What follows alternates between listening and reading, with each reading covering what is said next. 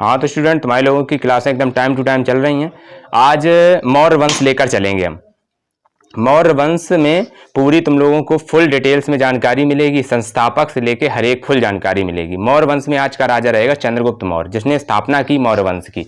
किस प्रकार से क्या किया, स्थापना की, किस प्रकार के युद्ध रहे और क्या क्या जानकारी है, जितनी जानकारी जहां से है सब तुम लोगों को एकदम फुल मिलेगी। इसलिए पूरा वीडियो लास्ट तक देखें और अच्छे तरीके से वीडियो देखें भाई। तो सबसे पहले मौर्य वंश।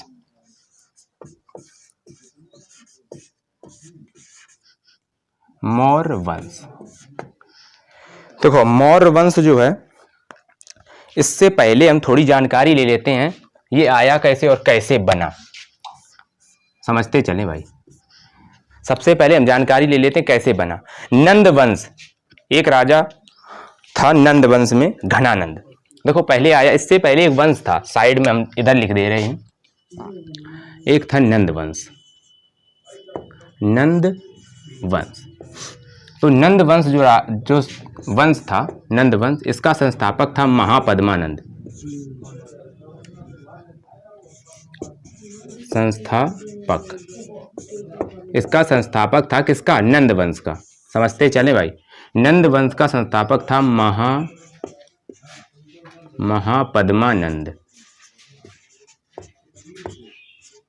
एकदम बेसिक में जानकारी मिलेगी, जो तुम्हारे एग्जाम के लिए इंपॉर्टेंट होगा वो जानकारी मिलेगी। ठीक है, हमें वही चीजें सीखनी है, क्लियर करनी है जो हमारे एग्जाम के पॉइंट ऑफ व्यू से एकदम सटीक आती हैं। महापद्मानंद था इसका संस्थापक नंदवंश का, और इसका अंतिम राजा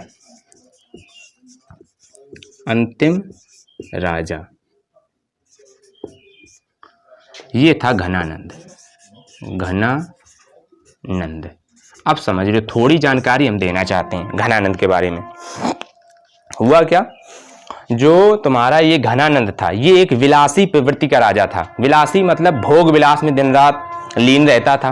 पहली चीज, ये जो महापद्मानंद है, कुछ मतलब जो हमारे इतिहासकार हैं उन्होंने बताया कि ये नाई धर्म से थे, ठीक, जाति से थे, लेकिन कुछ लोग इनको क्षत्रिय भी बताते हैं। तो वो सब अलग अलग चीजें मैटर करती हैं। पहले मुख्य रूप से हम घनानंद के बारे में जान लेते हैं। घनानंद जो था, ये एक भोग विलासी राजा था और अपने भोग विलास में लीन रहता था, क्रूर शासक था। इसी के दरबार में एक अमात्य रहते थे, मतलब कि एक पुरोहित हम कह सकते हैं भाई। पुरोहित मतलब उस टाइम पे जो पूरा पंडित का कार्य करते थे, अमात्य। ये रहते थे चाणक्य। कौन थे भाई, एकदम डीपली सीखते हुए चलेंगे, चाणक्य रहते थे। हम एक इतिहास को हमें कभी भी रटना या पढ़ना नहीं होता है, समझते चलें। आज से इतिहास ऐसे क्लियर होगा जैसे कहानी। इतिहास को कहानी के तरीके से लेके चलेंगे, जितना समझाएंगे बताएंगे एक कहानी में जोड़ देंगे, तुम लोगों को एक कहानी तरीके से याद हो जाएगा। तो हुआ क्या, सबसे पहले हमारे नंद वंश में महापद्मानंद उसका संस्थापक था। उसका अंतिम राजा जो घनानंद था वो कैसा था, भोग विलासी राजा था। भोग विलासी मतलब क्रूर शासक भी था, ये एक तरीके से जिद्दी टाइप। उसके दरबार में जब ऐसे कार्य हो रहे थे, घनानंद जो था वो उल्टे सीधे कार्य कर रहा था, भोग विलास, तो चाणक्य जो थे अमात्य, इन्होंने मना किया कि ऐसा ना करो। तो चाणक्य को इसने कहते हैं कि धक्का मार के निकाल दिया, मतलब कि अपने पैर से धक्का मार के निकाल दिया दरबार से। जब धक्का मार के निकाल दिया तो अपने अपमान का बदला लेने के लिए चाणक्य ने अपने अपमान का बदला लेने की सोची।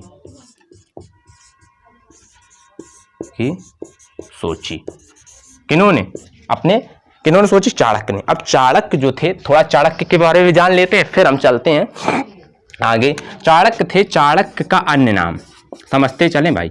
आज मौर्य वंश से रिलेटेड जो पॉइंट्स होंगे, पॉइंट्स अपने बाद में नोट कर लें, इसी प्रकार से नोट करें जैसे मैं नोट करवा रहा हूं। चाणक्य का अन्य नाम, चाणक्य का जो अन्य नाम था वो था कौटिल्य। क्या था, कौटिल्य। एक नाम इनका विष्णुगुप्त भी था। क्या नाम था, विष्णुगुप्त। चाणक्य को भारत का मैकियावेली कहते हैं। किन्हें, चाणक्य को, इन्हें भारत का मैकियावेली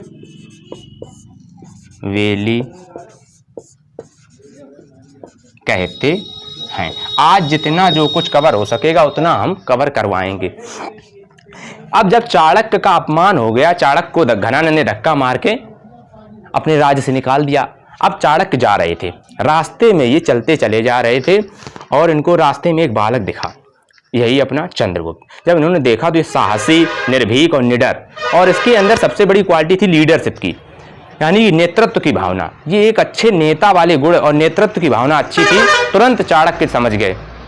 चाणक्य जब समझ गए, चाणक्य ने तुरंत इसको मतलब अपने साथ ले लिया और इन्होंने अपने साथ जोड़ लिया किसको? चंद्रगुप्त मौर्य को। जब चंद्रगुप्त मौर्य को अपने साथ जोड़ लिया और प्रतिदिन इसको प्रशिक्षण देने लगे। अब चंद्रगुप्त के असली जीवन शुरू होता है यहाँ से। पहले इतना नोट कर लें, फिर हम लेकर चलते हैं। तुम लोगों को समझ में आ रहा होगा अच्छे तरीके से, एकदम बढ़िया ढंग से सीखते चलो। अब यहाँ से असली जिंदगी शुरू होगी चंद्रगुप्त की। चंद्रगुप्त एक नॉर्मल कबीले से था, समझते चलें भाई। चंद्रगुप्त एक कबीले से था और वो एक नॉर्मल व्यक्ति था। समझ लें, इतना हमने जो बेसिक कवर करा दिया। इसके बाद अब हम आगे लेकर चलेंगे।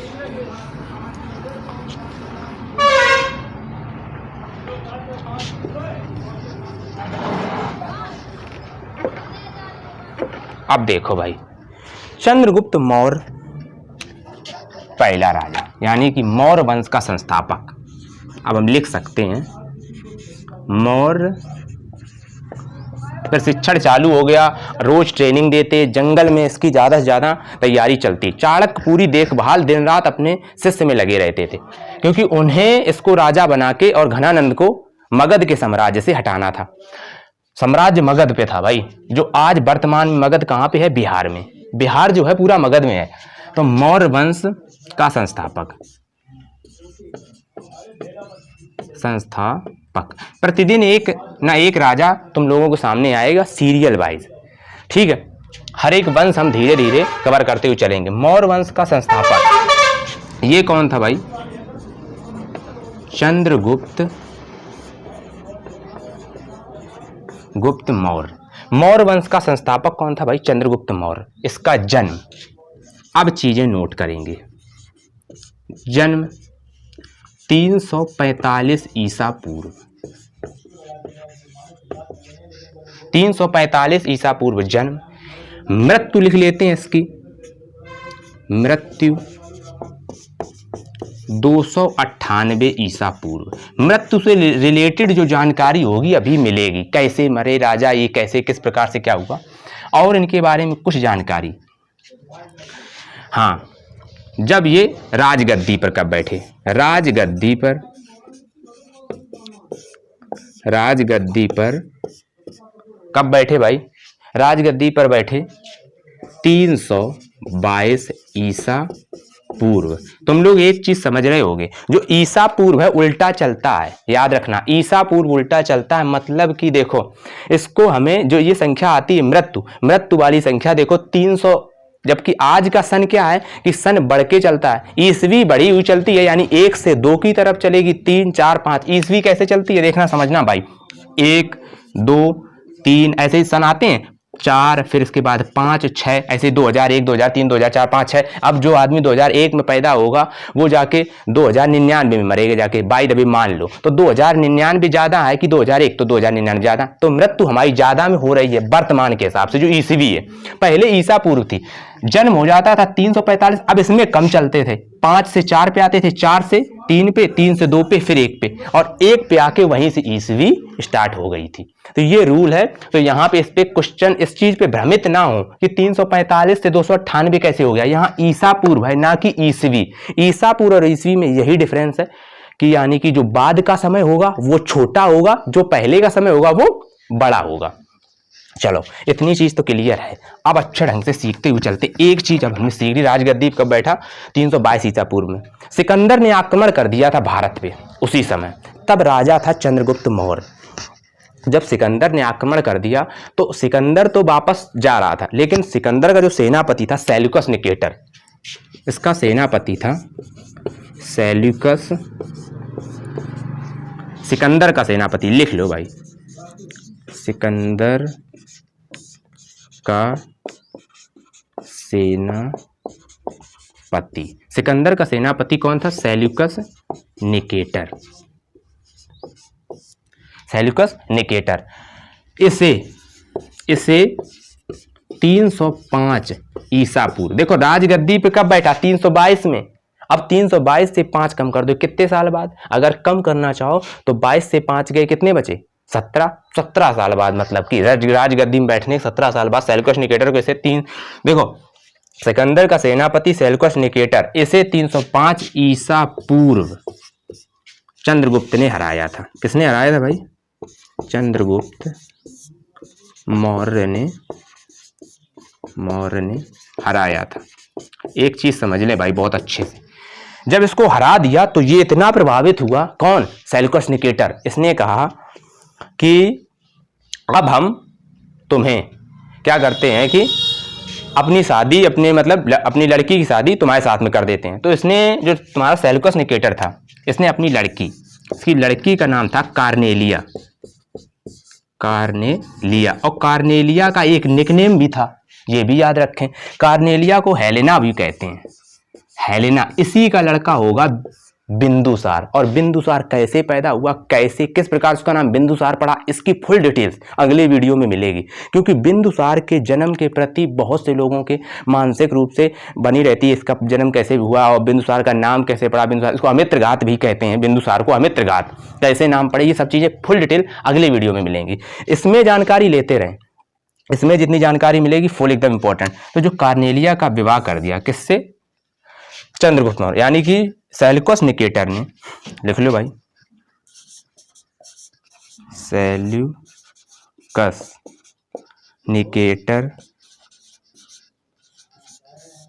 निकेटर की पुत्री थी, कौन? कार्नेलिया। इसका एक नाम था हेलेना। इसका विवाह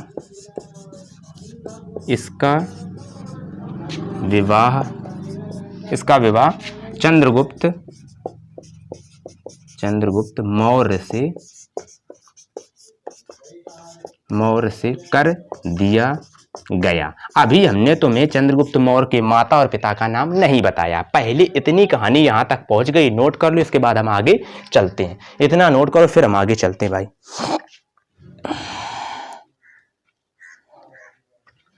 चलो, और सेल्यूकस निकेटर ने 4 राज्य इसने, सेल्यूकस निकेटर ने किसको? चंद्रगुप्त मौर्य को दे दिए थे। तो देख लो भाई, काबुल, एक कंधार।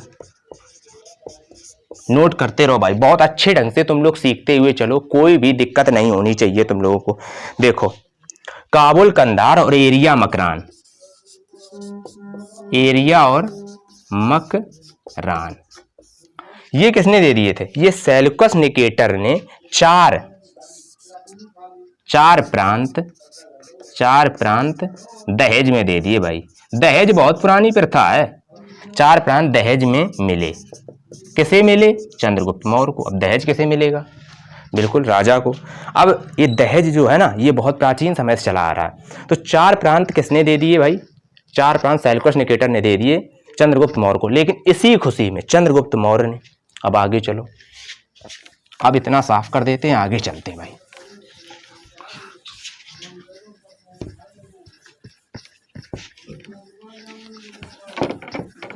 आज हमने बहुत अच्छे ढंग से ये क्लास ली है, पूरी फुल डिटेल से मिलेगी इस क्लास में। तुम लोगों को चंद्रगुप्त के बारे में फुल जानकारी मिल जाएगी। बहुत अच्छे से सीखते हुए चलो तुम लोग। चंद्रगुप्त मौर्य के बारे में बहुत सी जानकारियां अधूरी रहती हैं। देखो, सेल्यूकस निकेटर को, देखो सेल्यूकस निकेटर, ये जो सेनापति था, सेल्यूकस निकेटर से प्रभावित होकर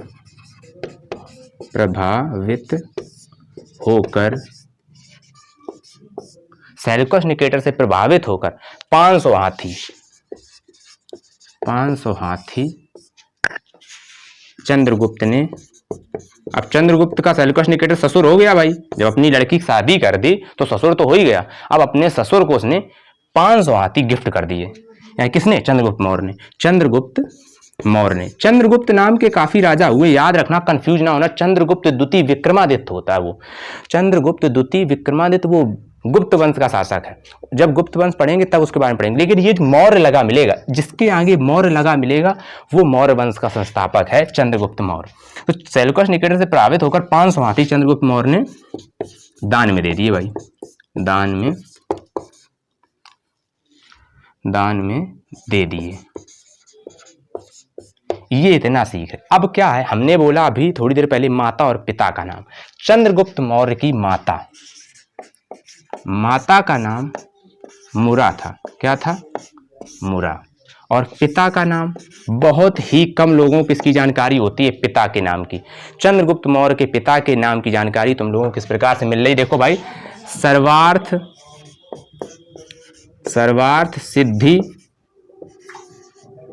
सर्वार्थ सिद्धि मौर्य, ये चंद्रगुप्त मौर्य के पिता है। याद रखें भाई, सर्वार्थ सिद्धि मौर्य, ये चंद्रगुप्त के क्या हैं? पिता। चंद्रगुप्त के पिता का नाम क्या है? सर्वार्थ सिद्धि मौर्य। नोट कर लें, इतनी जानकारी एकदम बढ़िया ढंग से तुम लोगों को मिल चुकी है। अच्छा देखो, मौर्य वंश में कौन कौन सी मुद्राएं चलती थी? मौर्य वंश की मुद्रा नोट कर लें भाई, ये एक इंपॉर्टेंट चीज है। मौर्य, हम देखो एक वन लाइनर सा बनाते हुए चलेंगे, तुम लोग अपना जिस तरीके से नोट करते हुए चलो, नोट करते रहना। मौर्य वंश की मुद्रा, मौर्य वंश की मुद्रा थी पड़ अथवा करसापड़,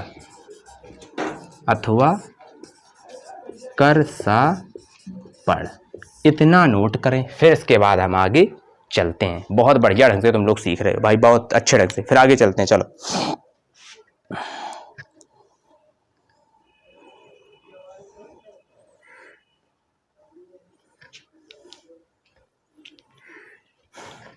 चलो एक पॉइंट और इंपॉर्टेंट है जो मौर्य वंश के हिसाब से इंपॉर्टेंट पॉइंट है। फिर कल जो चलेगा वो बिंदुसार आएगा।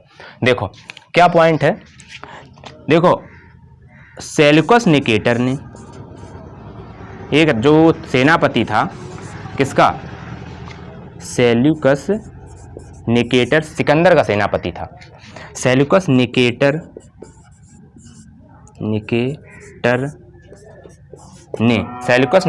ने, देखो समझते चलना, सेल्यूकस निकेटर ने मेगस्थनीज को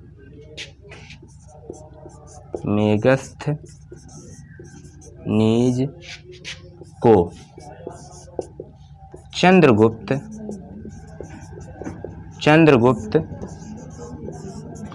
मेगस्थनीज को चंद्रगुप्त के कहां पे भेज रहा है?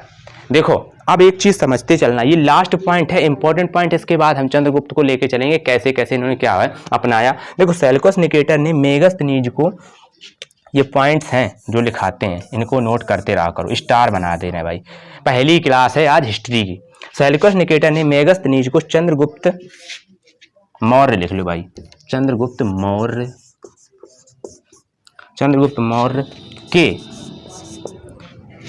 मौर्य के दरबार में राजदूत के रूप में भेजा।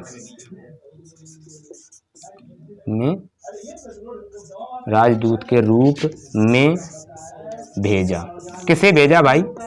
मेगस्थनीज को। अब मेगस्थनीज जो था ये बहुत विद्वान था। मेगस्थनीज की एक बुक है इंडिका, तो ये नोट कर ले भाई। मेगस्थनीज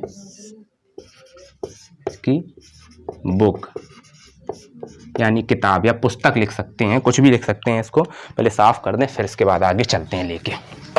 इतना नोट कर लिया करो, जैसे जैसे हम पढ़ाते रहा करें उसके साथ में, या फिर वीडियो रोक के नोट करो भाई। किसी तरीके से सीखते चलो, पॉइंट्स मिलेंगे। अगर सीखना पॉइंट्स ले लो, ये नहीं है किताबें पढ़नी है तो फिर बहुत सारी पढ़ी हैं, चाहे जो पढ़ लो, लेकिन मजा तभी आता जब कहानी के रूप में हिस्ट्री पढ़ते हुए चलते हैं। मेगस्थनीज की जो पुस्तक थी, बुक या पुस्तक लिख लो कि पुस्तक, मेगस्थनीज की पुस्तक थी इंडिका। अब समझना भाई, इंडिका जो पुस्तक थी, इंडिका में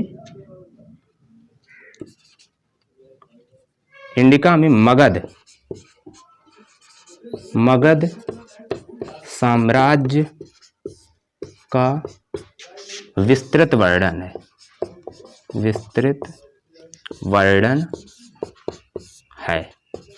एक पुस्तक थी कौटिल्या की, यानी कि अर्थशास्त्र। याद रखना, देखो एक चीज हम बता दे रहे हैं, जो तुम्हारे चंद्रगुप्त मौर्य के गुरु थे वो कौन थे? चाणक्य। तो चंद्रगुप्त, जो अगर हम चाहें तो लिख सकते हैं चंद्रगुप्त मौर्य के गुरु कौन थे भाई? चाणक्य। कौन थे? चाणक्य। यही इनके मेन रहते थे अमात्य, और यही इनके दरबार में सब कार्यभार देखते थे, चाणक्य। अब चाणक्य, इनकी एक पुस्तक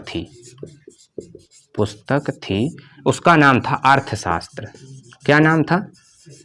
अर्थशास्त्र। ये जो अर्थशास्त्र नामक इनकी पुस्तक थी, ये राजनीति से रिलेटेड थी, राजनीति से संबंधित पुस्तक। देखो समझो भाई, जो चंद्रगुप्त मौर्य के गुरु चाणक्य की पुस्तक थी अर्थशास्त्र। क्या थी?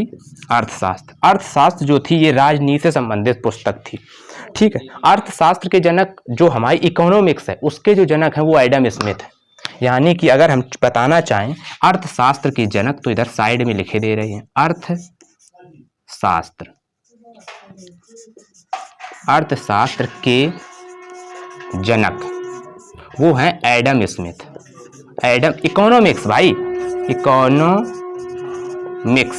इकोनॉमिक्स यानी जो एडम स्मिथ हैं।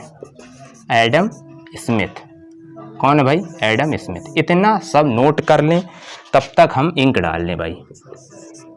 एडम स्मिथ, इंक डाल लें, इतना अच्छे से तुम लोग नोट कर लो, बढ़िया ढंग से सीखते हुए चल रहे हैं। मेगस्थनीज जो था ना, वो बहुत विद्वान था। अच्छा, उसने भेजा क्यों था चंद्रगुप्त के शासन में, दरबार में? उसने इसलिए भेजा था कि जानकारी मिलती रहे हमारे राज्य को, क्या हो रहा उनके राज्य में। ये जो था तुम्हारा मेगस्थनीज, ये सेल्यूकस निकेटर का राजदूत था, भेजा हुआ था, और चंद्रगुप्त मौर्य के दरबार में रहता था। जब ये रहता था तो फुल जानकारी देता था। ये देखो, उसने अपनी लड़की का विवाह चंद्रगुप्त मौर्य से किया था, तो कोई ना कोई तो रखेगा अपने दरबार में, तो उसने भेज दिया। वो जानकारी देता था, राज दरबार की जानकारियां लिखता था, कैसा राज व्यवस्था है, कैसी राजनीतिक व्यवस्था है, किस प्रकार से लोग धार्मिक हैं, किस प्रकार से राजनीति चलती है, उसने पूरा इंडिका में लिखा। उसकी बुक जो इंडिका थी ये बहुत अच्छी, अगर मौका मिले तो इसे जरूर पढ़ें। इंडिका भी मार्केट में मिलती है, और अर्थशास्त्र ये भी मार्केट में मिलती है, चाणक्य की है। बहुत से लोग पॉलिटिक्स में आने से पहले, राजनीति में आने से पहले अर्थशास्त्र का पूरा अध्ययन करते हैं, क्योंकि ये राजनीति से संबंधित पुस्तक है। बहुत, देखो चाणक्य ने बहुत चुन चुन के बातें बोली हैं, बहुत अच्छे अच्छे तरीके से सब कुछ कहा है, वो सब मिलेगा अर्थशास्त्र में। अर्थशास्त्र में राजनीति संबंधित जानकारी मिलेगी। अब हुआ क्या? अब मेन चीज ये है, जब लास्ट टाइम आया, इतना नोट कर ले, फिर हम आगे चलते हैं। हाँ, अब अंतिम समय का जब आया, तो उसने किसने? चंद्रगुप्त मौर्य ने जैन धर्म अपना लिया। क्षत्रिय था भाई, चंद्रगुप्त मौर्य जो था वो क्षत्रिय था। बहुत जगह पर इसको कई मतलब जात धर्मों में बांटा है इतिहासकारों ने। इतिहासकारों का बस चलता है, तो वो लोग नई नई जानकारी निकाल के लाते हैं, पता नहीं किसको कहाँ शामिल कर लें, उससे फर्क नहीं पड़ता। मेन चीज ये है, देखो चंद्रगुप्त मौर्य ने, नोट करो, अच्छी चीज है, चंद्रगुप्त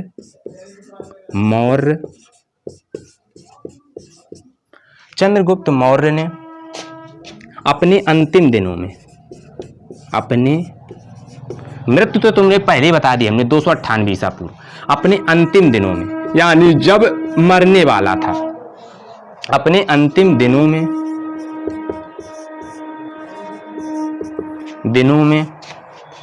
चंद्रगुप्त मौर्य का वैसे तो गुरु कौन था? चाणक्य। लेकिन जब अंतिम दिनों में, अब देखो क्या होता है, समझते चलना भाई। हमने इसीलिए कहा वीडियो में लास्ट तक बने रहा करो, पता नहीं कब ट्विस्ट मिल जाए, कब क्या मिल जाए।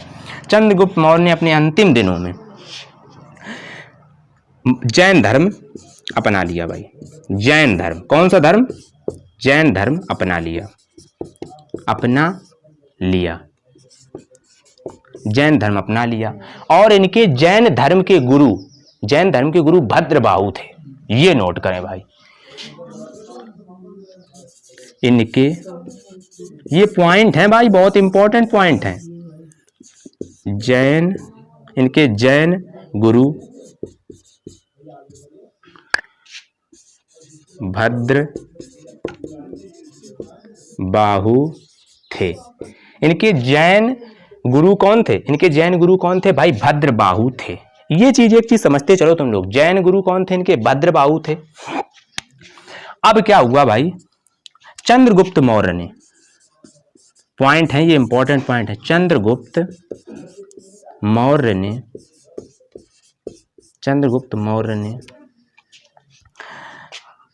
अंतिम समय में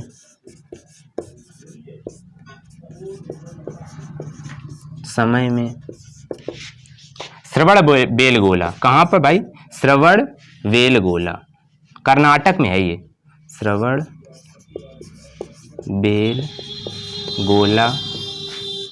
कर्नाटक,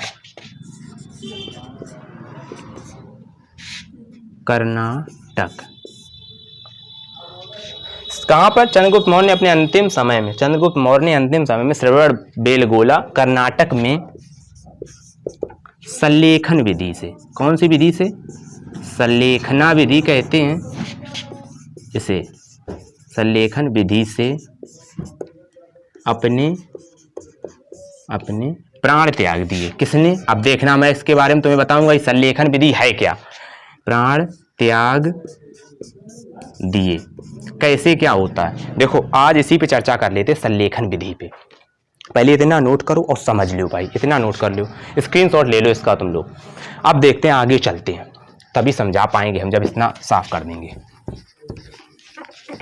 देखो संलेखन विधि जो है उसमें होता क्या है, ये जैन धर्म की एक विधि है।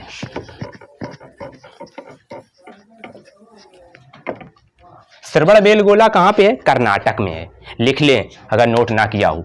अब देखो संलेखन विधि समझते हैं आओ, क्या होती है संलेखन विधि? संलेखन विधि क्या है? ये एक जैन विधि है, जैन विधि है, यानी प्राण त्यागने की। जैन धर्म में प्राण त्यागने, बहुत अच्छे से हिस्ट्री कवर कराएंगे, एक एक पॉइंट्स कवर हो जाएगा। आज के बाद तुम लोग यही कहोगे भैया वीडियो हमें चाहिए, तो यह समझते चलो, ज्यादा से ज्यादा शेयर करो वीडियो को और सब्सक्राइबर्स बढ़वाओ। संलेखन विधि क्या? जैन धर्म में प्राण त्यागने की एक विधि है, इसमें समझते चले, इसमें क्या होता है? इसमें बिना कुछ खाए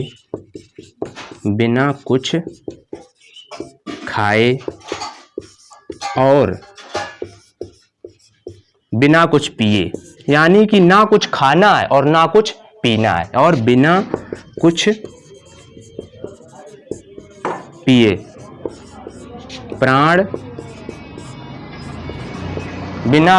प्राण त्यागने होते हैं, प्राण त्यागने होते हैं। अभी देखो ये एक प्रकार का जैन धर्म में प्राण त्यागने की एक विधि है भाई, इसमें बिना कुछ खाए और पिए प्राण त्यागने होते हैं, और केवल चंद्रगुप्त मौर्य ही इतिहास का ऐसा राजा रहा, पहला और अंतिम। चंद्रगुप्त, अभी हम लिखाते हैं ये पॉइंट, पहले इतना समझ लें, चंद्रगुप्त मौर्य इतिहास का केवल पहला ऐसा राजा है जिसने इस विधि से प्राण त्यागे। किस विधि से? संलेखन विधि से। अब समझना एक बात को, इसमें बिना कुछ खाए पिए प्राण त्यागने होते हैं। व्यक्ति तड़प तड़प के मरता है, एक प्रकार से जब कुछ खाएगा नहीं पिएगा नहीं, अपने आप को मन पे कंट्रोल करना है। वैसे भी जो जैन धर्म है वो मन पे कंट्रोल करके एकदम अच्छे तरीके से बनता है, मतलब मन पे बहुत कंट्रोल करना पड़ता है जैन धर्म में। तो मन पे जब कंट्रोल कर लेगा तो वो कुछ खाएगा भी नहीं और पिएगा भी नहीं। इस पे अभी बहुत सारी बातें चली सुप्रीम कोर्ट में, ये एक प्रकार की आत्महत्या है। फिर वो धार्मिक चीज है, उन लोगों की धार्मिक चीज है, उस पर काफी रिलेशन जुड़ा, तो वो एक अलग मैटर है, लेकिन वो उनका एक धार्मिक प्रवृत्ति है प्राण त्यागने की। अभी भी प्राण त्यागते हैं जैन धर्म में कुछ लोग। लेकिन अब एक चीज हम पॉइंट्स लिखते हैं, संलेखन विधि से, ये बहुत इंपॉर्टेंट पॉइंट है और जरूर इसको नोट करें। संलेखन विधि से, देखो संलेखन विधि से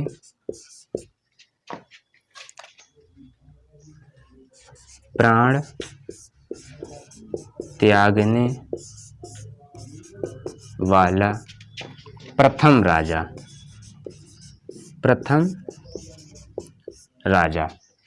कौन था भाई? चंद्रगुप्त चंद्रगुप्त मौर्य। कौन राजा था भाई? चंद्रगुप्त मौर्य। और इनके बाद किसी ने भी प्राण संलेखन विधि से नहीं त्यागे, यानी चंद्रगुप्त मौर्य अकेले ही ऐसे राजा हैं भारतीय इतिहास में जिन्होंने प्राण त्यागे। भारतीय साम्राज्य का संस्थापक अगर हम कहते हैं, देखो चंद्रगुप्त मौर्य ने कोई मगध साम्राज्य पे शासन नहीं किया, पूरे ऑल ओवर इंडिया में शासन किया। तो अगर हम ये कहते हैं भारतीय साम्राज्य का पहला शासक, तो वो भी चंद्रगुप्त मौर्य ही होगा। तो इसलिए इस पॉइंट को भी बहुत अच्छे से नोट करें भाई, ये एक इंपॉर्टेंट पॉइंट है। चंद्रगुप्त मौर्य एक ऐसा राजा था जिसने कि संलेखन विधि से प्राण त्यागे, अंतिम राजा था और पहला राजा था जो इस विधि से प्राण त्याग रहा है। कैसे? भूखे प्यासे रह के। भाई राजा है, ऐसे प्राण नहीं त्याग सकता, लेकिन तब भी उसका त्याग देखो कि उसने प्राण त्यागे। अब हम चलते हैं, एक पॉइंट बता रहे हैं, वो पॉइंट नोट करें। देखो भाई, भारतीय साम्राज्य का प्रथम शासक। छोटे छोटे राज्यों के शासक तो बहुत से रहे, कोई अलग राज्य का शासक, कोई अलग राज्य का शासक, लेकिन भारतीय साम्राज्य का जो प्रथम शासक बना वो चंद्रगुप्त मौर्य बना। उसके बाद उसका बेटा आया बिंदुसार, इतना ज्यादा एक्टिव नहीं रहा, लेकिन चंद्रगुप्त मौर्य के बाद बिंदुसार के बाद आया अशोक, जो कि चंद्रगुप्त मौर्य का क्या हुआ जाके? नाती, यानी कि उसका लड़के का लड़का। ठीक है, फिर हुआ क्या? जब अशोक आया, वो एक महान राजा था। अशोक के बारे में लेके आएंगे, एकदम धुआंधार तरीके से अशोक पढ़ाएंगे। कल बिंदुसार रहेगा। तो जो वो ये चक्रवर्ती सम्राट हुआ है अशोक। चक्रवर्ती का मतलब ध्यान रखना क्या होता है? चक्रवर्ती चारों दिशाओं में साम्राज्य करने वाला, मतलब कि किसी भी दिशा में वो छूटा नहीं रखेगा। चक्रवर्ती वही सम्राट कहलाते हैं जो चारों दिशाओं में साम्राज्य अपना स्थापित करते हैं, कि यानी कि अपना राज्य, उसके बाद पड़ोसी का, इधर चारों तरफ अपने राज्य कवर करते हुए चलते हैं। तो यानी जो भारतीय साम्राज्य का प्रथम शासक था वो कौन था भाई? नोट करो, चंद्रगुप्त मौर्य। चंद्रगुप्त मौर्य। चंद्रगुप्त मौर्य के बारे में तुम्हें बहुत अच्छी जानकारी मिली। एक चीज हम बताते हैं, जो सिकंदर था उसने आक्रमण किया था भारत में, वो विश्व जीतने चला था। अभी तक 3 महान शासक हुए। कितने महान शासक हुए? 3। अभी तीनों के नाम लिखाएंगे। पहले एक चीज नोट करो भाई, ये पॉइंट है जो हम दे रहे हैं। पॉइंट है सिकंदर का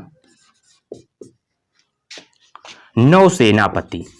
अब आप एक बात समझना सब लोग, सिकंदर कोई स्थल तो जीतता नहीं था। क्या नहीं जीतता था? कि स्थल चले, कि उसको एक सेनापति जरूरत पड़े। पहले जमाने में राजा जैसे स्थल वाले हैं, तो वो एक सेनापति इस काम चल जाएगा। तो नौसेनापति इसलिए उसका था। नौसेना किसको कहते हैं? जो जल सेना। तो जल सेना जो थी वो नौसेना थी, उसका जो सेनापति था इसलिए रखता था क्योंकि विश्व जीतने चला था। कभी समुद्र भी आएगा, कभी नदियां भी आएंगी, उसमें कैसे युद्ध लड़ना है वो डिसाइड करता था। कौन? निर्याकस। क्या नाम था उसका? निर्याकस। ये बहुत इंपॉर्टेंट। एक था सेल्यूकस निकेटर, एक था निर्याकस। सेल्यूकस निकेटर क्या देखता था? ऐसा साम्राज्य जहां पे स्थल ही स्थल है। और निर्याकस क्या देखता था? जहां पे पानी है। जैसे ही पानी का कोई सिस्टम आया, नदी आ गई, तुरंत अपने सैनिकों को अलग तरीके से नेवी एकदम जुटाता था और आक्रमण बोल देता था। तो वो निर्याकस था। निर्याकस। एक वीडियो में फुल चंद्रगुप्त समाप्त। आज के ये तुम समझ लो, एक एक पॉइंट कवर करा देंगे। सिकंदर का नौसेनापति। नोट करें भाई, ये पॉइंट नोट करें, नौसेनापति। ये नौसेना क्या होती? जल सेना। क्या होती भाई? जल सेना। तो सिकंदर का नौसेनापति था निर्याकस। इसको अच्छे से नोट करें। भारतीय साम्राज्य का प्रथम शासक था चंद्रगुप्त मौर्य। हमने अभी एक पॉइंट बोला कि 3 महान शासक बताने हैं। दुनिया में अभी केवल 3 ही महान शासक हुए, उन तीनों के नाम अच्छे से नोट करो। और ये सब हमें नोट्स चाहिए, चाहे किसी भी क्लास का स्टूडेंट हो, चाहे कोई कंपटीशन की तैयारी कर रहा हो, अच्छे से अगर वीडियो देखेगा मटेरियल फुल मिल रहा है। कोई भी चीज़ हम छुड़वाएंगे नहीं। हाँ, जो चीज़ छूट जाए कमेंट में तुरंत पूछो कि भैया ये चीज़ नहीं हमें समझ में आई, इस चीज़ से प्रॉब्लम हुई। हिस्ट्री में पता नहीं कहाँ से कितने पॉइंट बन जाएं, सारे पॉइंट्स कवर किए जाएंगे। तुम लोग, यही तो अच्छी बात है कि ज़्यादा से ज़्यादा पूछो, हम ज़्यादा से ज़्यादा उनकी जानकारी जुटा के या फिर ज़्यादा से ज़्यादा जानकारी देंगे। तुम हमसे जितना बन सकता हम पूरी तैयारी के साथ तुम लोगों को पूरा मटेरियल देने की कोशिश करते हैं।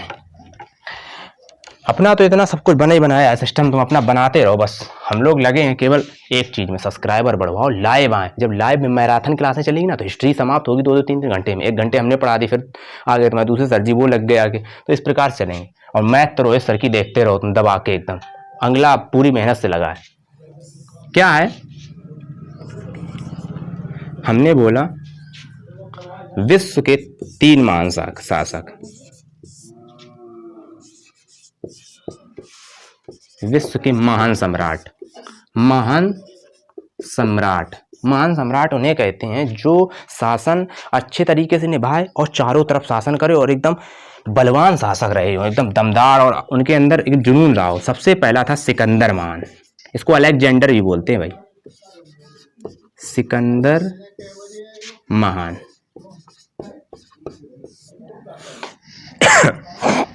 सिकंदर महान। फिर इसके बाद आया अपना अशोक महान। कौन आया? अशोक महान। अशोक महान, इन सबके आगे महान लगाते हैं। और तीसरा और अंतिम महान शासक था अकबर महान। अकबर भी सब धर्मों को मानता था भाई। अकबर महान, उसने एक धर्म चलाया था, दीन इलाही धर्म।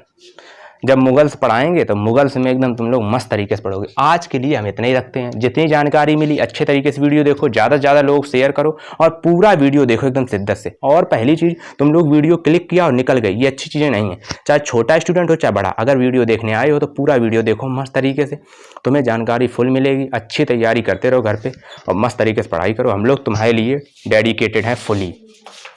बस अच्छे से एंजॉय करते रहो, पढ़ाई करते रहो। जय हिंद।